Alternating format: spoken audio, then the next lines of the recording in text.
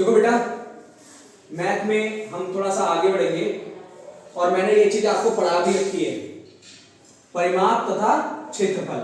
परिमाप तथा क्षेत्रफल मैंने आपको पढ़ाया है।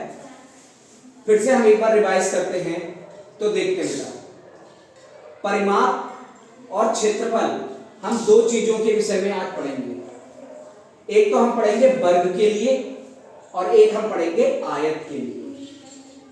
पहली बात आती है कि ये जो मैंने आकृति बना रहा हूं, ये आकृति मैंने बनाई है, ये ए सिरा है, ये बी सिरा है, ये सी है और ये डी है। अगर ये यहां से ए से लेकर बी तक की लंबाई अगर 4 सेंटीमीटर है, बी से सी तक की लंबाई 4 सेंटीमीटर है, सी से डी तक की लंबाई 4 सेंटीमीटर है और डी से ए तक की लंबाई 4 सेंटीमीटर है, तो यानी चारों तरफ 4 सेंटीमीटर हो गया। यानी हर इसकी एक भुजा, भुजा का मतलब ए बी, ए से लेकर बी, बी से लेकर सी, ये भुजा कहलाएगी या साइड कहलाएगी, SIDE साइड। तो ये चारों भुजाएं बराबर हैं, इसीलिए ये कहलाएगा वर्ग।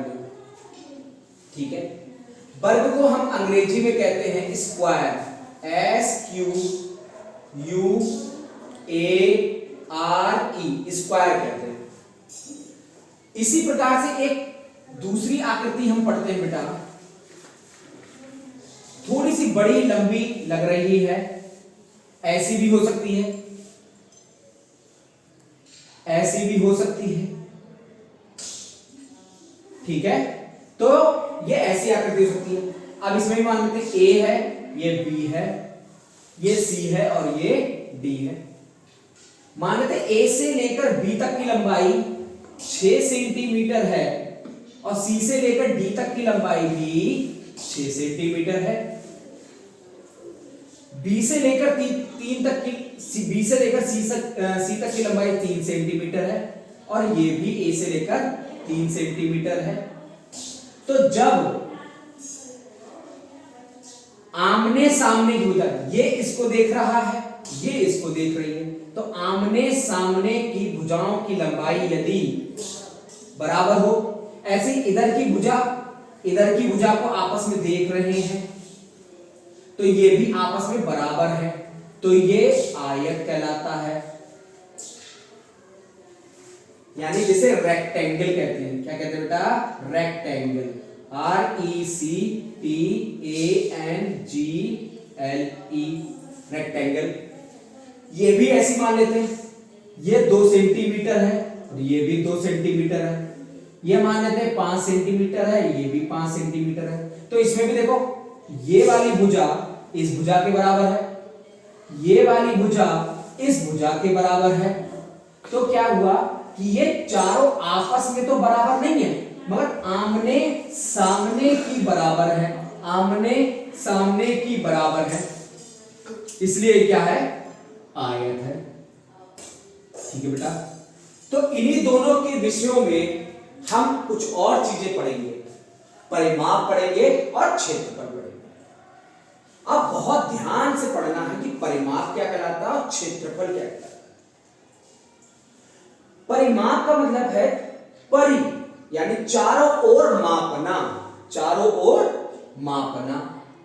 ठीक है, तो परिमाप का मतलब है चारों ओर मापना।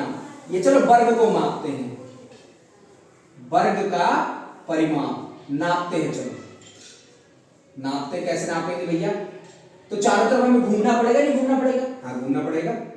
तो ए से हम गए बी पर, हाँ ए से हम बी पे गए, प्लस क्योंकि हम चल रहे हैं ना, फिर बी से हम गए सी पर, तो बी सी कहलाएगा। सी से हम गए डी पर, तो यानी सी डी कहलाएगा। और डी से आए हम ए पर, यानी डी ए कहलाएगा।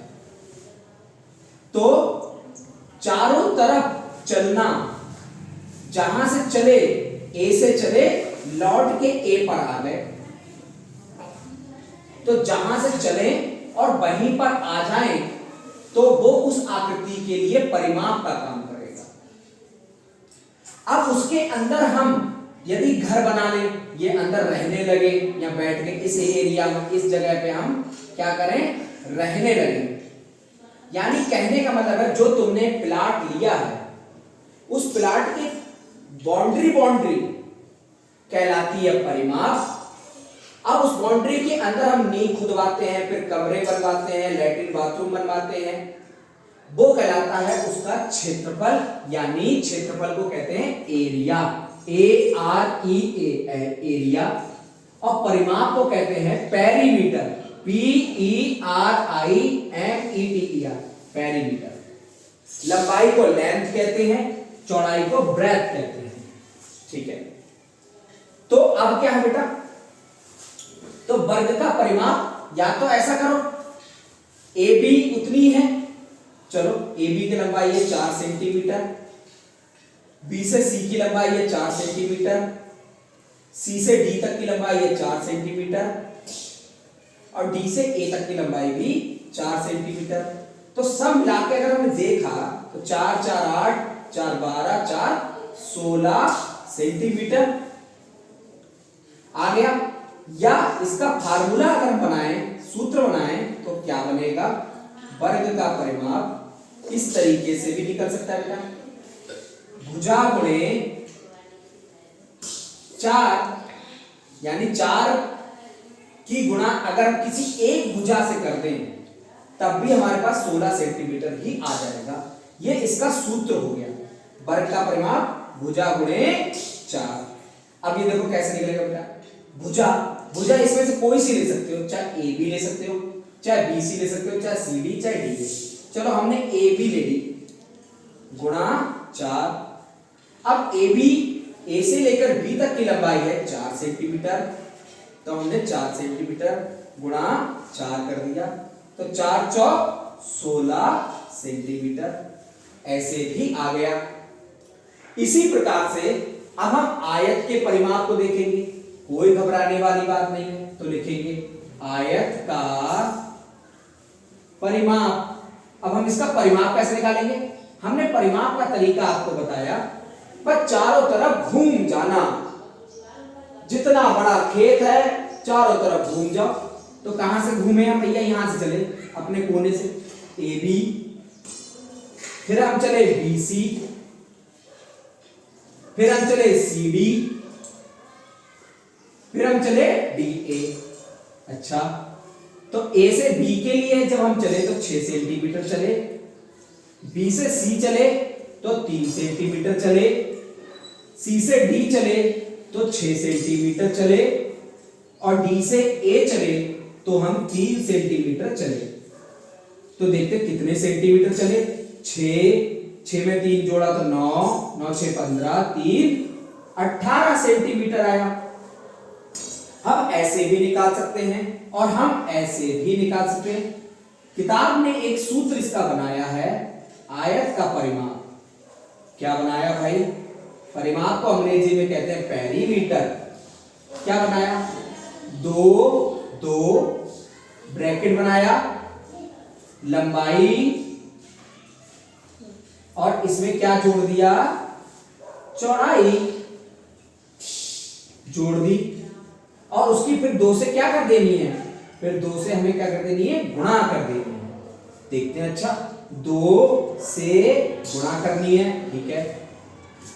लंबाई कितनी है, लंबा लंबा जो लग रहा है हिस्सा, ये तो लंबा लग रहा है, ये लंबा लग रहा है और ये लंबा लग रहा है, तो इन लंबे में से कोई सा एक हिस्सा ले लो।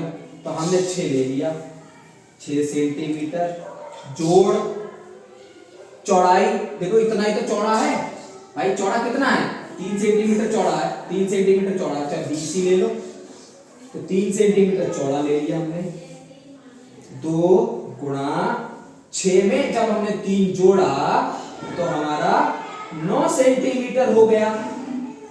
अब 2 की गुणा करेंगे 9 से, 2 ने 18 सेंटीमीटर। तो हमने आज सीखा आयत का परिमाप, या तो चारों तरफ जोड़ दो तो भी परिमाप निकल जाएगा, सूत्र से करोगे तो भी परिमाप निकल जाएगा। वर्ग का परिमाप निकालना है, चारों तरफ जोड़ दो तब भी वही आंसर आएगा। या वर्ग का सूत्र से कर लो तो भी वही आंसर आएगा। ठीक है, अब क्या करना है बेटा, अब हम आपको इसके कुछ क्वेश्चन दे रहे हैं, वो आपको सॉल्व करना है। देखिए ये हमने बनाया, ये 4 सेंटीमीटर हमने बना दिया, तो समझ लेना, चलिए हम इसको मान लेते हैं 10 सेंटीमीटर। अब हमने एक भुजा इसकी बताई है 10 सेंटीमीटर, तो समझ जाओगे कि जे भी 10 होगी, जे भी 10 होगी, जे भी 10 होगी, क्योंकि ये तो वर्ग लग रहा है, तो वर्ग में एक भुजा पता लग जाए, क्योंकि चारों भुजाएं बराबर होती वर्ग की।